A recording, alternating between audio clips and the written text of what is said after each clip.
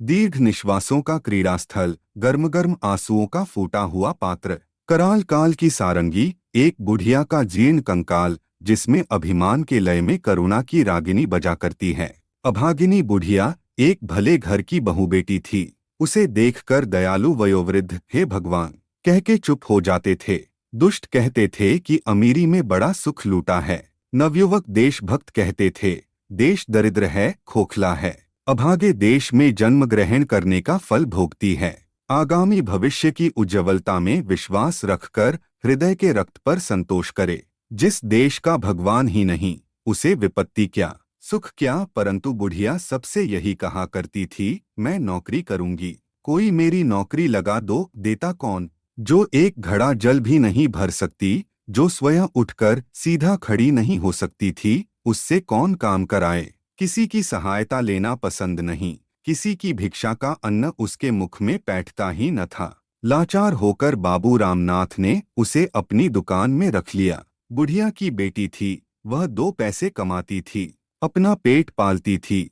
परंतु बुढ़िया का विश्वास था कि कन्या का धन खाने से उस जन्म में बिल्ली, गिरगिट और भी क्या क्या होता है। अपना अपना विश्वास ही है, परंतु धार्मिक विश्वास हो या नहीं, बुढ़िया को अपने आत्माभिमान का पूर्ण विश्वास था। वह अटल रही।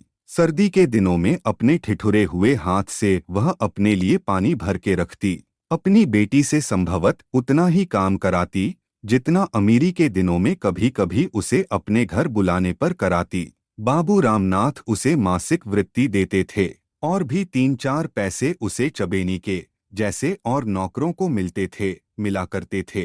कई बरस बुढ़िया के बड़ी प्रसन्नता से कटे। उसे न तो दुख था और न सुख। दुकान में झाड़ू लगाकर उसकी बिखरी हुई चीजों को बटोरे रहना और बैठे बैठे थोड़ा घना जो काम हो करना बुढ़िया का दैनिक कार्य था। उससे कोई नहीं पूछता था कि तुमने कितना काम किया।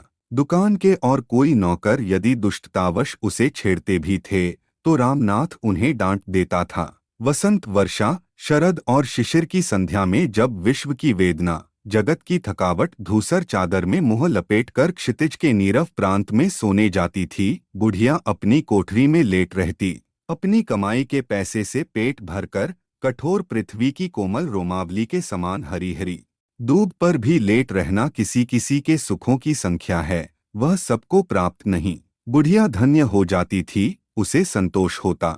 एक दिन उस दुर्बल दीन बुढ़िया को बनिए की दुकान में लाल मिर्चे फटकना पड़ा। बुढ़िया ने किसी किसी कष्ट से उसे संवारा, परंतु उसकी तीव्रता वह सहन न कर सकी। उसे मूर्छा आ गई। रामनाथ ने देखा और देखा अपने कठोर ताबे के पैसे की ओर। उसके हृदय ने धिक्कारा, परंतु अंतरात्मा ने ललकारा। उस बनिया रामनाथ को साहस हो गया।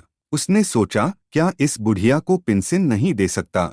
क्या उनके पास इतना अभाव है? अवश्य दे सकता है। उसने मन में निश्चय किया। तुम बहुत थक गई हो, अब तुमसे काम नहीं हो सकता। बुढ़िया के देवता कूच कर गए।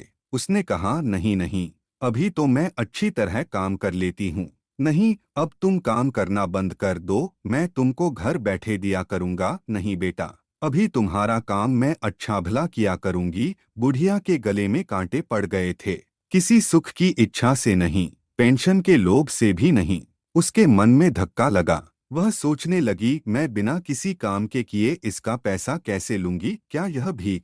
नहीं। आत्माभिमान झंझना उठा। हृदयतंत्री के तार कड़े होकर चढ़ गए। रामनाथ ने मधुरता से कहा, तुम घबराओ मत, तुमको कोई कष्ट न होगा। बुढ़िया चली आई। उसकी आंखों में आंसू न थे। आज वह सूखे काठ सी हो गई। घर जाकर बैठी, कोठरी में अपना सामान एक ओर सुधारने लगी। बेटी ने कहा, माँ यह क्या करती हो? माँ ने कहा, चलने की तैयारी करो। रामनाथ अपने मन में अपनी प्रशंसा कर रहा था, अपने को धन्य समझता था। उसने समझ लिया कि हमने आज एक अच्छा काम करने का संकल्प किया है, भगवान इससे अवश्य प्रसन्न होंगे। बुढ़िया अपनी कोठरी में बैठी बैठी विचारती थी, जीवन भर के संचित इस अभिमान धन को एक मुट्ठी अन्न की भिक्षा पर बेच देना होगा। असह्य। भगवान क्या मेरा इतना सुख भी नहीं देख सकते? उन्हें सुनना होगा। वह प्रार्थना करने लगी, इस अनंत ज्वालामी सृष्टि के कर्ता, क्या तुम ही करुणा निधान हो? क्या इसी डर से तुम्हारा अस्तित्व माना जाता है? अभाव, आशा, असंतोष और आर्तनादों के आचार्य। क्या तुम ही दीनानाथ हो? तुम ही ने वेदना का विषम जाल फैलाया है। तुम ही ने निष्ठुर दुख खोण के सहने के लिए मानव हृदय सा कोमल पदार्थ चुना है और उसे विचारने के लिए, स्मरण करने के लिए दिया है अनुभवशील मस्तिष्क। कैसी कठोर कल्पना है, निष्ठुर! तुम्हारी कठोर करुणा की जय हो। मैं चिर पराजित हूँ। सहसा बुढ़िया के क्षीण मुख पर कांति आ गई। उसने देखा, एक स्वर्गीय ज्योति उसे बुला रही है। वह हंसी, फिर शिथिल होकर लेट रही। रामनाथ ने दूसरे ही दिन सुना कि बुढ़िया चली गई। वेदना क्लेशहीन क्षयलोक में उसे स्थान मिल गया।